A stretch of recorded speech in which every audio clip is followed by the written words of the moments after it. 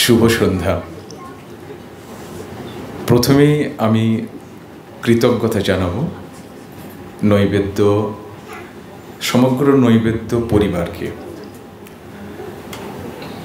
দেখুন, তারকেশ্বর আমারই প্রথম আশা। সে আশাটা সম্ভব হলো কমলের জন্য। 13 বছর ধরে তাকে আমি জানি। কমল যখন বলল এইসব আজকের এই অনুষ্ঠানের কথা, অনেকগুলো অসুবিধা ছিল। এক হচ্ছে আমাদের রমজান মাস চলছে, তারপরে চৈত্র মাস, এত গরম, আমি খুব একটা বেশি বেরোই না। তখন আমার পোস্ট প্রোডাকশনের কাজগুলো স্টুডিওতে বসে করি। কিন্তু যখন কমলের ফোন আসলো, তখন আমি এই সমস্ত অসুবিধাগুলো আর কিছু না জানি আমি বলেছি ঠিক আছে, আসবো। তো এসে আমার খুবই ভালো লাগছে যে একটা চমৎকার পরিবেশ, মফস্বলের মানুষজন, তাদের সাথে আমি গ্রামের মানুষ, মুর্শিদাবাদ আমার জন্মভূমি, পড়াশোনা করেছি কলকাতায়, চলচ্চিত্র শিখেছি মুম্বাইয়ে, কিন্তু মুম্বাইয়ে থাকতে পারিনি। কলকাতা, বাংলা, রবীন্দ্রনাথ, নজরুল, তারা যেন আমায় ডাকতো। তাদের ডাকে সাড়া দিয়ে আমি চলে আসি কলকাতায়। গত 22 বছর ধরে কলকাতা শহরেই আছি। এই যতগুলো কাজের কথা শুনলেন সেগুলো কলকাতা বসেই করেছি। একটা জিনিস আমি মুম্বাই থাকাকালীনই বুঝতে পারতাম, যে মাধ্যমটাকে শিখলাম চলচ্চিত্র, সেইটাকে যদি আমি শিক্ষার কাজে, দেশের কাজে লাগাতে পারি, তাহলে হয়তো কিছুটা কাজ হবে। না হলে মুম্বাইয়ের ওই গ্ল্যামার, অর্থ সম্পদ সব কিছুই কিন্তু হাতছানি আমার কাছে ছিল। এখন আমাদের আজকের যে বিষয় নজরুল সম্পর্কে আমার নজরুলের উপর তথ্যচিত্র করার আগে যে জ্ঞান বুদ্ধি ছিল, সেটা পাঁচজন বাঙালির মতোই ছিল। নজরুলের গুটি কয়েক খুব প্রবাদপ্রতিম, তার জীবনের কিছু কাহিনী, তার ওই অনবদ্য কিছু কবিতা, এইগুলোই, তিনি বিদ্রোহী কবি, তিনি তার যে শরীর খারাপ হয়ে যাওয়া এবং স্বাধীনতা সংগ্রামী, এবং একজন হিন্দু রমণীকে তিনি বিয়ে করেছিলেন, ইত্যাদি, এই কিছু সামান্য জিনিসই আমি জানতাম। কিন্তু 2015-16 সাল যখন নজরুলের দিকে আমি অগ্রসর হলাম, নজরুলের যে জগৎ, নজরুলের সেই মনন বিশ্বে যখন আমি বিচরণ শুরু করলাম, তখন সেটা আমার কাছে খুব আশ্চর্য মনে হয়েছিল। এবং এই নজরুলের দিকে আমার এগোনো বা নজরুলের দিকে অগ্রসর হওয়ার আর একটা প্রেক্ষিত রয়েছে, সেটা আমি একটু বলে দিই। নজরুল ইসলামের উপর তথ্যচিত্র করার আগে আমি রবীন্দ্রনাথের উপরে কাজ করেছিলাম। রবীন্দ্রনাথের কাজ নিয়ে আমার আর বলতে চাইছি না, কমল অনেক কথাই বলেছেন। রবীন্দ্রনাথের কাজ করতে গিয়ে আমি একটা স্মৃতি কথা পড়েছিলাম পবিত্র কুমার গঙ্গোপাধ্যায়ের, সবুজপত্র ওই পত্রিকার তিনি ম্যানেজার ছিলেন। আচ্ছা, আমার কথা শুনতে পাচ্ছেন তো? আচ্ছা আচ্ছা, ওই স্মৃতি কথায় একটা জায়গায় আমি পড়েছিলাম যে রবীন্দ্রনাথ তার যে বসন্ত গীতিনাটক নজরুলকে উৎসর্গ করেছিলেন, এবং উৎসর্গপত্রে লিখেছিলেন কবি, নজরুলকে কবি বলেছিলেন। এবং তিনি বলেছিলেন যে বাংলা কবিতায় বসন্ত এনেছে নজরুল, তাই আমার এই বসন্ত গীতিনাটক তাকে উৎসর্গ করলাম। এখন কবি তো এইটা করে দিলেন, করে দেওয়ার পরে যে ঘটনাটা ঘটেছিল সেটা খুব সাংঘাতিক। রবীন্দ্র পারিষদ বর্গ যারা ছিলেন সেই সময়, তারা তাকে জিজ্ঞেস করলেন, এবং সেই নিয়ে একটা সভা হলো জোড়াসাঁকো ঠাকুর বাড়িতে। তাকে জানতে চাওয়া হলো, একজন তরুণ কবি, উচ্ছৃঙ্খল, হই হই হুল্লোড় করে কিছু কবিতা লেখে, তাকে আপনি আপনার বসন্ত গীতে নাটক উৎসর্গ করলেন। এর আগে পর্যন্ত জোড়াসাঁকো ঠাকুর বাড়ির পরিবারের বাইরে কাউকে তো উৎসর্গ করা হয়নি, কেন করলেন? ওইখানে উপস্থিত পবিত্র কুমার গঙ্গোপাধ্যায় যে বর্ণনা করেছেন সেটা অনেক বড়। সংক্ষেপে ভাবটা আমি বলছি। রবীন্দ্রনাথ ঠান্ডা মাথায় বলেছিলেন যে, তোমরা নজরুলের কবিতায় চোখ বুলিয়েছ মাত্র,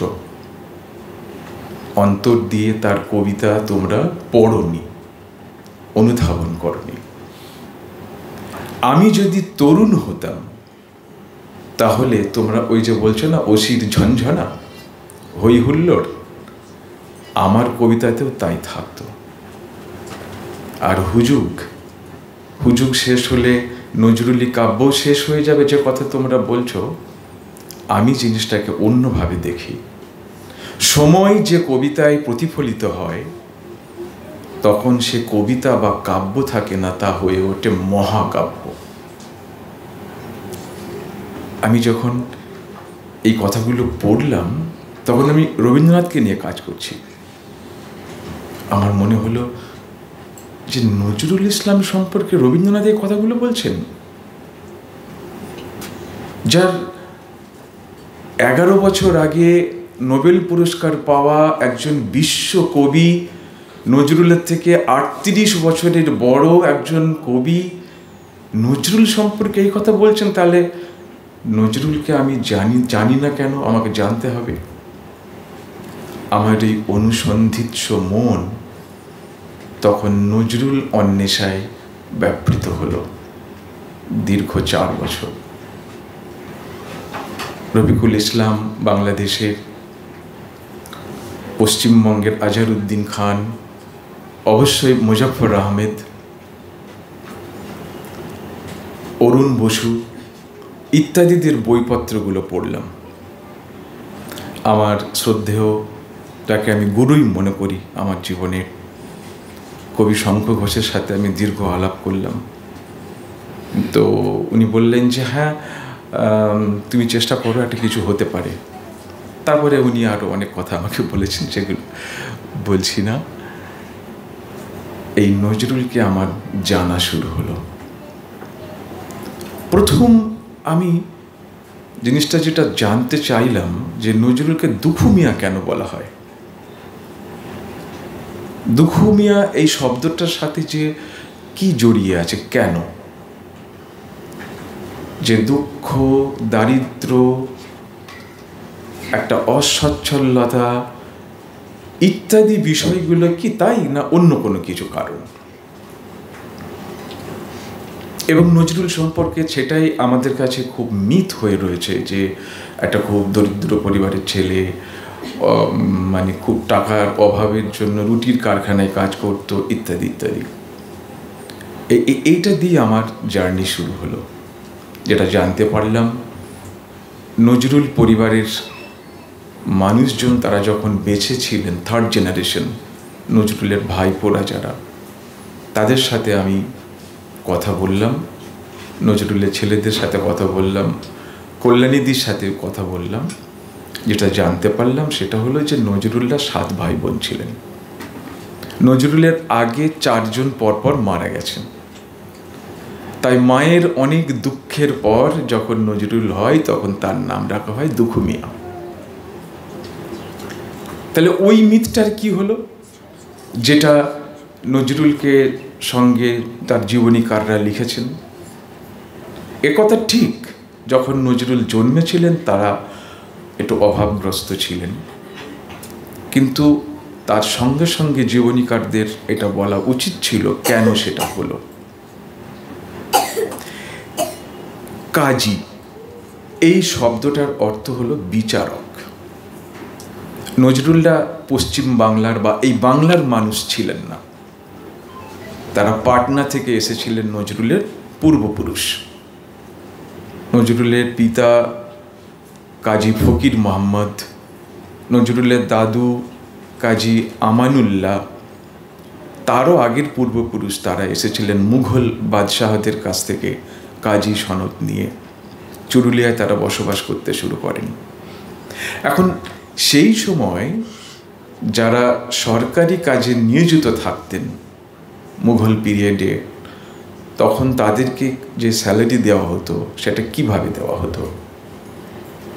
কিছু জমি দেওয়া হতো, নিষ্কর জায়গির দেওয়া হতো, সেইখান থেকে যে রোজগারটা হতো সেটা তাদের ছিল রোজগার। নজরুলেরও পরিবার প্রচুর সম্পত্তি পেয়েছিল মুঘল বাদশাহদের কাছ থেকে।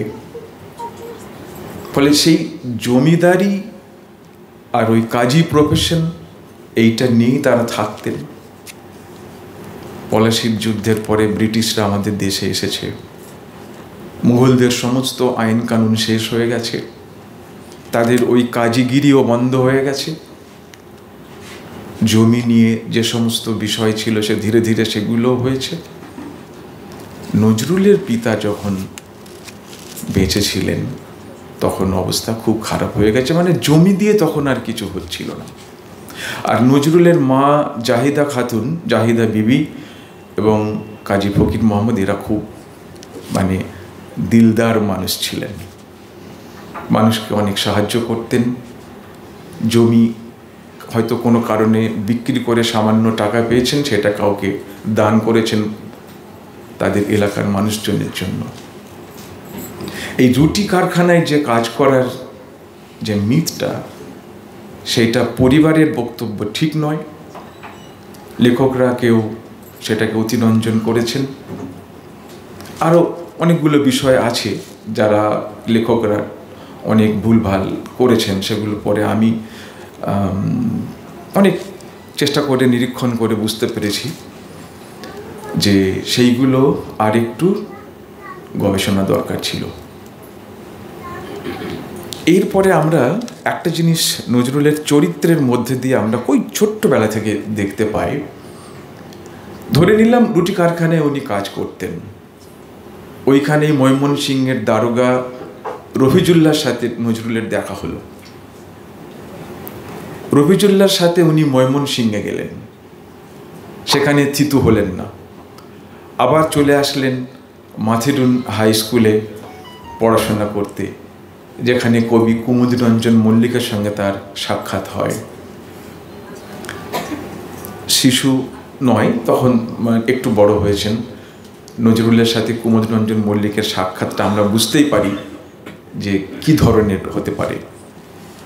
তারপর তিনি ভর্তি হলেন রানীগঞ্জে সিআরশোল রাজ হাই স্কুলে। এই স্কুলের একটা ছোট্ট ইন্টারেস্টিং ঘটনা, নজরুলের আরও দুজন বন্ধু ছিল। একজনের নাম শৈলজানন্দ মুখোপাধ্যায় আর একজন শৈলেন্দ্রনাথ ঘোষ। নজরুল মুসলমান, শৈলজানন্দ মুখোপাধ্যায় হিন্দু, শৈলেন্দ্রনাথ ঘোষ খ্রিস্টান। তিনজনের এই যে একটা ত্রিবেণী, ট্রিনিটি আমরা এখানে দেখতে পাই। ফলে এই যে আমাদের মিশ্র সংস্কৃতি ভারতবর্ষের, সেই জায়গাটায় নজরুলের একটা কোথাও যেন সশরীরে একটা অভিজ্ঞতা অর্জন হচ্ছে। আমাদেরকে ভারতের বৈচিত্র্যের সঙ্গে তার খানিকটা পরিচয় সেখানে শুরু হচ্ছে।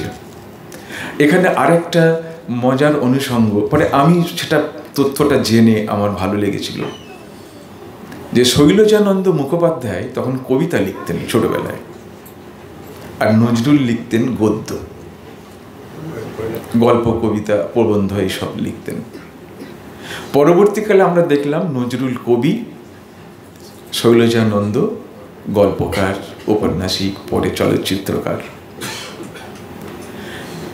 তো এইভাবে নজরুলের টোটাল জীবন ৭৬ বছর, তার মধ্যে ৪২ বছর সুস্থ, ৩৪ বছর অসুস্থ।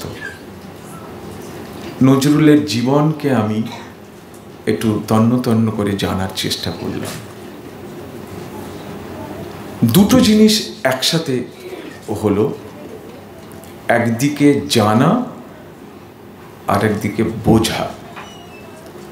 আমি তথ্যগুলো পেলাম, তথ্য সংগ্রহ হলো, নজরুলকে জানতে পারছি, কিছুটা বোঝারও চেষ্টা করছি, অনুধাবন করার চেষ্টা করছি নজরুলকে, একটা চরিত্রকে, একটা মানুষকে, তার কি বক্তব্য তিনি নিয়ে আমাদের সামনে উপস্থিত হচ্ছেন।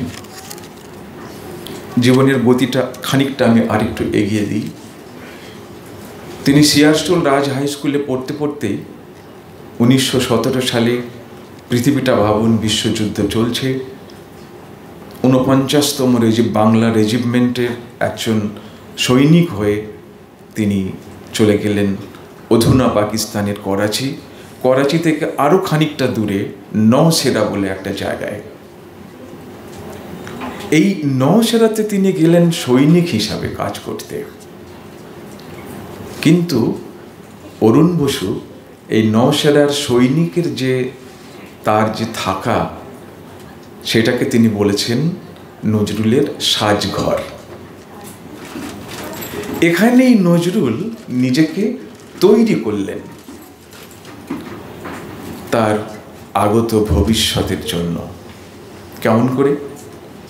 নজরুল ইসলাম সেখানে পেলেন একজন পাঞ্জাবি মৌলভী সাহেবকে, যার কাছ থেকে তিনি ফার্সি ভাষাটা শিখলেন, পরিচিত হলেন ফার্সি কবি হাফিজ, ওমর খৈয়াম, তাদের সাথে।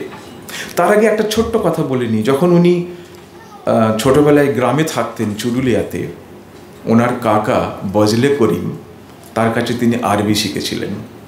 কেননা ওনাদের ওই জমি জায়গা চলে যাওয়ার পর তখন তাদের ওখানকার মসজিদ, মাদ্রাসা, মক্তব, মাজার, এই সমস্তগুলো ওনাদের ছিল এরিয়া।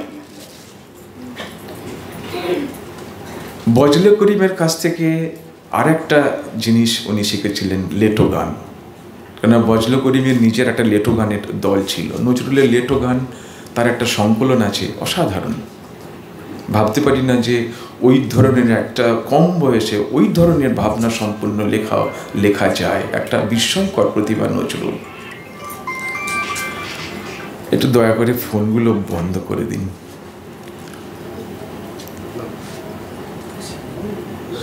তো ওই নওশেরাতে যখন আমরা দেখলাম যে নজরুল নিজেকে তৈরি করছেন এবং কলকাতার সাথে তার একটা সাংঘাতিক সুন্দর যোগাযোগ প্রতিষ্ঠিত হচ্ছে।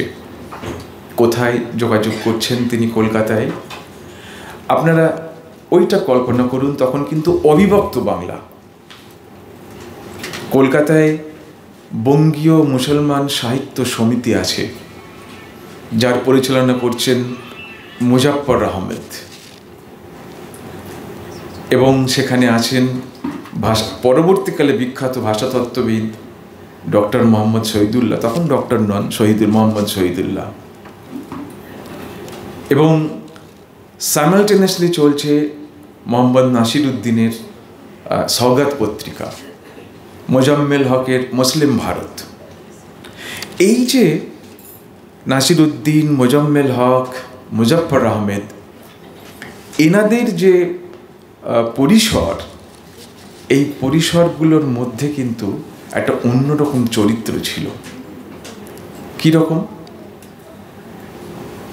একটা মুসলিম প্রতিষ্ঠান, মুসলমান কর্ণধার তারা পরিচালনা করছেন, কিন্তু তার পরিবেশটা ছিল একটু অন্যরকম। পবিত্র কুমার গঙ্গোপাধ্যায়, সত্যেন্দ্রনাথ দত্ত, মহিতলাল মজুমদার, এরা সকলেই কিন্তু এই সব কিছুর সঙ্গে যুক্ত থাকতেন এবং একটা ওই রকম যৌথ আসর, যৌথ আড্ডা, যৌথ সৃষ্টি তারা তখন করতেন। মহিতলাল মজুমদার নজরুলের কবিতার প্রশংসা ওই মুসলিম ভারতেই লিখেছিলেন। মুজাফফর আহমেদ যখন করাচি থেকে নজরুলের কবিতা আসছে, তিনি ছাপাচ্ছেন, তিনি মন্তব্য করেছিলেন যে বাংলা সাহিত্যে একজন খুব শক্তিশালী কবির আবির্ভাব হতে যাচ্ছে। তারপর বিশ্বযুদ্ধ শেষ হলো, ভার্সাই চুক্তির মাধ্যমে বিশ্বে শান্তি ফিরে আসলো। নজরুলও ফিরে এলেন কলকাতায় 1920 সালের 23শে মার্চ।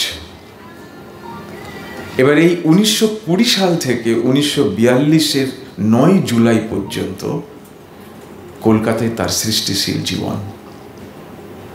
তারপর তার অসুস্থ হয়ে যাওয়া, এবং অসুস্থ হয়ে যাওয়ার পর আমরা জানি বাংলাদেশের মুক্তিযুদ্ধ, এবং সেই মুক্তিযুদ্ধের পরে বঙ্গবন্ধু তাকে সেখানে নিয়ে যান, এবং নিয়ে যাওয়ার পরে তিনি সেখানেই শেষ তার দেহ রাখেন।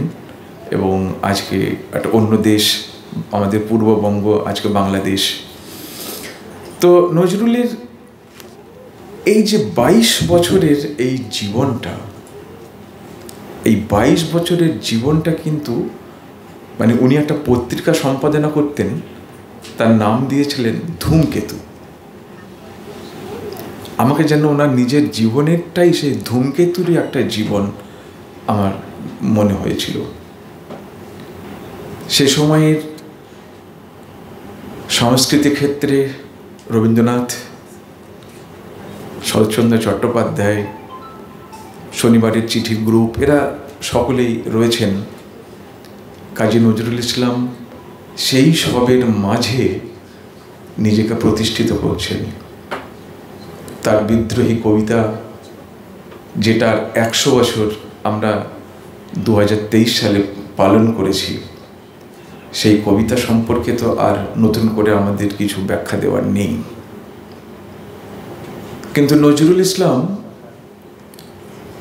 কবিতাকে ছেড়ে তিনি গানকে ধরেছিলেন, ঠিক তা নয়। গান তার সঙ্গে সবসময়তেই ছিল। যখন তিনি গান লিখতেন না, তখন গান গাইতেন। মুজাফফর আহমেদের একটা কথায় আমি সেটা বুঝতে পেরেছিলাম, যখন উনি একটা জায়গায় লিখছেন যে নজরুলকে রবীন্দ্রনাথের গানের হাফিজ বলা হতো। এই হাফিজ শব্দটা আরবি শব্দ। এটার মানে হলো যে মানুষ কোরআন শরীফ মুখস্থ করে নেয় তাকে কোরআনে হাফিজ বলা হয়। তাহলে নজরুলকে রবীন্দ্রসঙ্গীতের হাফিজ বলা হতো এই কারণে, গীতবিতানের সব গান তার মুখস্থ ছিল।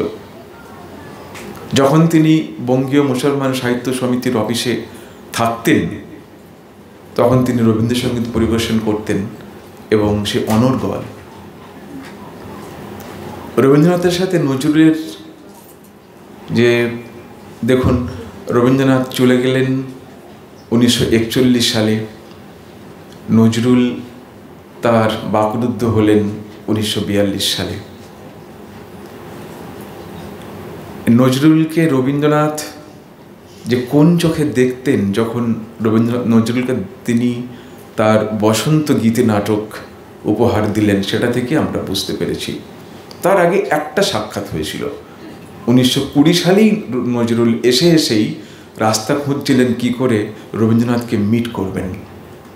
সেটা সম্ভব হয়েছিল ডক্টর মোহাম্মদ শহীদুল্লাহর মাধ্যমে। উনি শান্তিনিকেতনে গেছিলেন। রবীন্দ্রনাথ তো নজরুলকে দেখেই বললেন যে তুমি দুটো কবিতা শোনাও। রবীন্দ্রনাথ নজরুলও বললেন আমি শোনাবো, আগে আপনি একটা গান শোনান।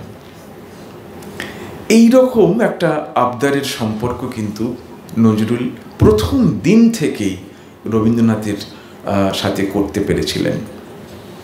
এবং যখন তিনি ধূমকেতু পত্রিকা প্রকাশ করছেন, তখন এখানে একটা জিনিস বলি যে নজরুল রবীন্দ্রনাথকে সম্বোধন করতেন গুরুজি বলে, আর রবীন্দ্রনাথ ওনাকে বলতেন কাজী। তো যখন তিনি ধূমকেতু পত্রিকা শুরু করলেন, তৎক্ষণাৎ নজরুলের প্রথম কাজ হলো রবীন্দ্রনাথের আশীর্বাদ নেওয়া। তার আশীর্বাণী রবীন্দ্রনাথের কাছ থেকে চাইলেন। রবীন্দ্রনাথ সেটা লিখে পাঠিয়েছিলেন। আপনারা হয়তো জানেন, তবু লাইনগুলো আমি একটু উচ্চারণ করব আপনাদের সামনে।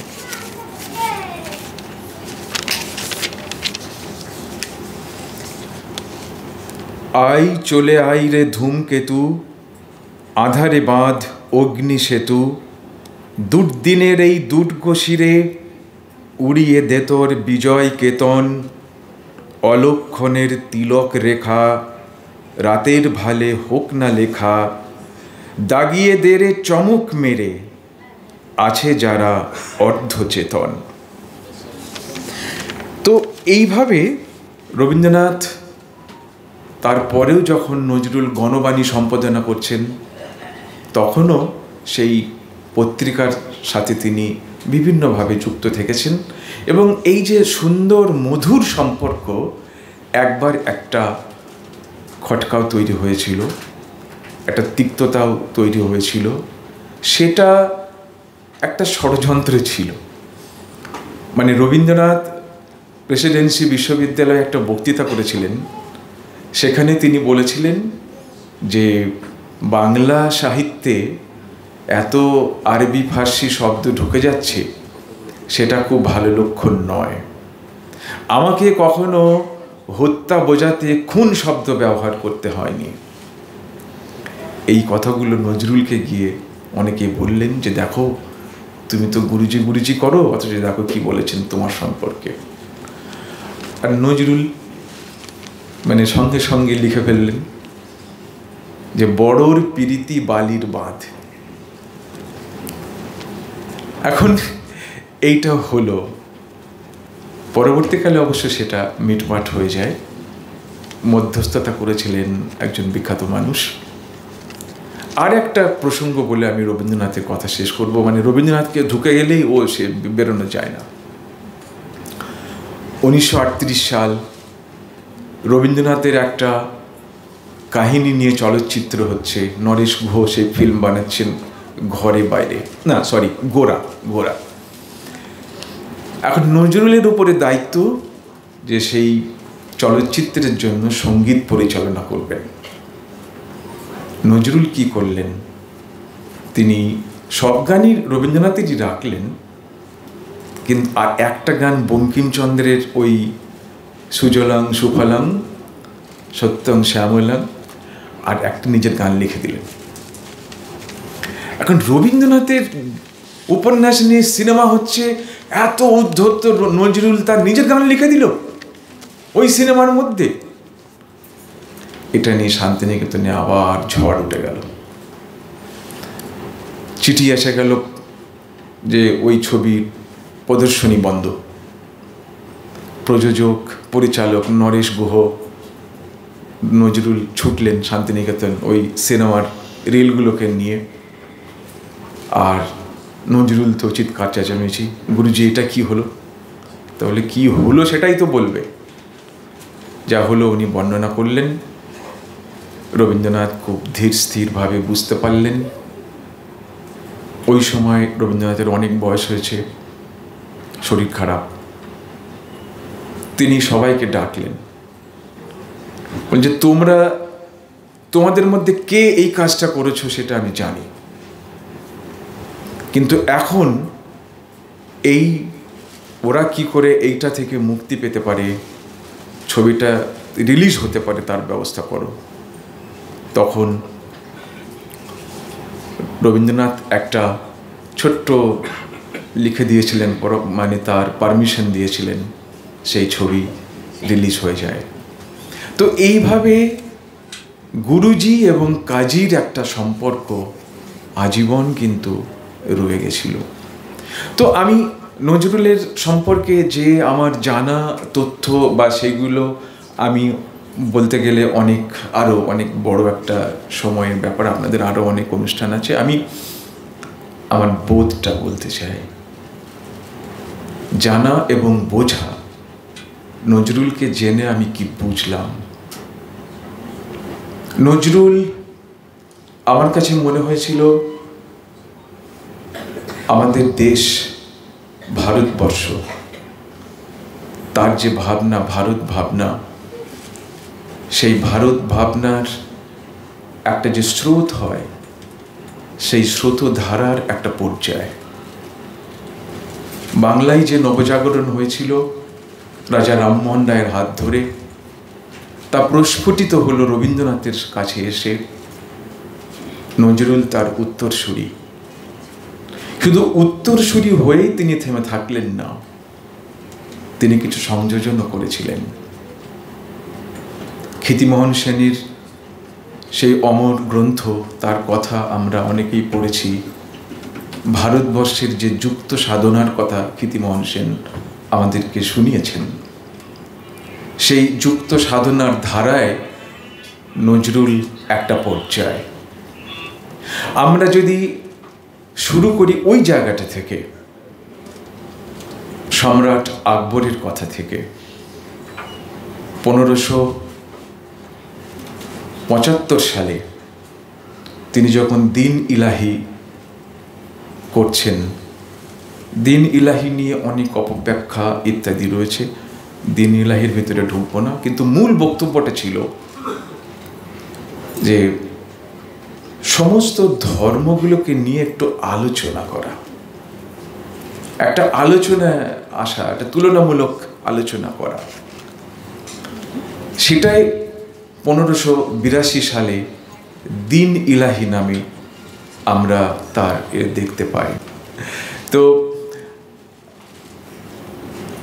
আকবরের পরে আমরা দেখতে পাই তার নাতির ছেলে শাহজাদা দারাশুকো, তিনি প্রথম ভারতবর্ষে উপনিষদ এবং ভগবদ গীতার পার্সি অনুবাদ করেছিলেন। তার মাজমা উল বাহরিন গ্রন্থ, দুই সমুদ্রের মিলন, আমাদের কাছে অনেকের কাছে পরিচিত। তার অনেকটা পরে আমরা দেখতে পাই রাজা রামমোহন রায়কে। তিনি আরবি এবং ফার্সি শিখতে গেলেন পাটনায়। তুফাতুল মুহাহিদিন, একেশ্বরবাদীদের কাছে উপহার, এই বইটা তিনি আরবিতে ভূমিকা লিখলেন আর পার্সিতে বইটা লিখলেন। তিনি প্রথম মানুষ যিনি এশিয়া মহাদেশের মধ্যে প্রথম একটা পত্রিকা তৈরি করলেন, মিরাতুল আখবার। এই যে একটা আমাদের যুক্ত সংস্কৃতি, যুক্ত সাধনা এগিয়ে যাচ্ছে। তারপরে আমরা পাই কেশবচন্দ্র সেন, তিনি সাধু সমাগম এবং কিছু মানুষকে দিয়ে বিভিন্ন ধর্মের আলোচনা এবং গ্রন্থ রচনা করলেন। তার মধ্যে একটা উল্লেখ অবশ্যই আমি করব, ভাই গিরিশচন্দ্র সেন। তাকে দায়িত্ব দিলেন ইসলাম ধর্ম চর্চা করার জন্য, যার ফসল আমরা পাই প্রথম একজন বাঙালি যিনি ব্রাহ্ম হয়েছিলেন সেই সময়, তিনি কোরআন শরীফের, পূর্ণ কোরআন শরীফের বাংলা অনুবাদ করেছিলেন। তার আগে কোনো মুসলমানের এই কাজ ছিল না। পরে আসি শ্রী রামকৃষ্ণ, তিনি বললেন যত মত তত পথ, সবাইকে তিনি মেলানোর চেষ্টা করলেন। বিবেকানন্দ 1898 সালে একটা চিঠি লিখছেন তার বন্ধু মোহাম্মদ সরফরাজ হোসেনকে দেহরাদুনে। শেষ কথা তিনি বলেছিলেন যে এই ভারতবর্ষ সমৃদ্ধ হতে পারে, সমৃদ্ধশালী একটা ভারতবর্ষ আমরা পেতে পারি যদি সেটা এরকম হয়, যার ব্রেনটা হবে বেদান্ত, মস্তিষ্ক হবে বেদান্ত, আর তার শরীরটা হবে ইসলাম। এটা তিনি লিখলেন 1898 সালে। তার ঠিক 28 বছর পর কাজী নজরুল ইসলাম লিখলেন এক বৃন্তে দুটি কুসুম, হিন্দু মুসলমান। এই যে একটা যুক্ত সাধনাকে যে ধারা কিন্তু এখনো বয়ে চলেছে, নজরুল সেই দায়িত্বটাও পালন করেছিলেন। আমি এই বোধটাকে, আমার এই বোঝাটাকে কেন বলতে চাইলাম, আপনারা যদি একটু অনুধাবন করেন, আজকের ভারতবর্ষে আমাদের কতগুলো প্রশ্ন সামনে খাড়া হয়ে গেছে যে আমরা যত মত তত পথ বিশ্বাস করব, না যত মত এক পথে বিশ্বাস করব? ভারতবর্ষের বহুত্ব, ভারতবর্ষের বৈচিত্র্য, যার জন্য সারা পৃথিবীতে ভারতবর্ষ উচ্চ আসনে অধিষ্ঠান করে, সেই ভারতবর্ষকে আমরা একত্বের দিকে নিয়ে যাব কিনা? ভারতবর্ষের যে অন্তরের সুর, যেটা তার যে ঐতিহ্যর যে ঐক্যের ঐতিহ্য, সেটা আমরা বিনষ্ট হতে দেব কিনা? এই জায়গাটায় আমাদের স্মরণ করতে হবে এই মানুষগুলোকে, যাদেরকে সাংঘাতিকভাবে আমরা ভুলে যাচ্ছি। আমরা যদি আমাদের ঐতিহ্যকে ভুলে যাই, আমাদের ইতিহাসকে ভুলে যাই, আমাদের যে উজ্জ্বল পথ ধরে এই দেশ এগিয়েছে, যদি সেটাকে আমরা অবজ্ঞা করি, আমাদের ভালো হবে না। কেশবচন্দ্র সেন তিনি ঠিক এই কথাটাই বললেন যখন নববিধানের প্রস্তাবনা তৈরি করলেন। হিন্দু ধর্মকে তিনি একটা বিশ্বজনীনতার রূপ দেওয়ার চেষ্টা করলেন, কাউকে বাদ দিয়ে নয়, সবাইকে গ্রহণ করে এক জায়গায় এক মঞ্চ করে। আমরা দেখেছি জাতিসংঘ তৈরি হয়েছে, কিন্তু কোনো কাজ হচ্ছে না। কেশবচন্দ্র বলেছিলেন, যদি আমাদের আধ্যাত্মিক স্পিরিচুয়াল ইউনিয়নটা হয়, তাহলে হয়তো সম্ভব হতে পারে। এই বিষয়গুলো আমাদের মাথায় রাখতে হবে। তবে হয়তো আমাদের এই নৈবেদ্য, আমাদের যে উদ্যোগ, আমাদের অন্তরের অঞ্জলি আমরা এই দেশের জন্য রেখে যেতে পারবো। আপনারা খুব ভালো থাকুন। ধন্যবাদ।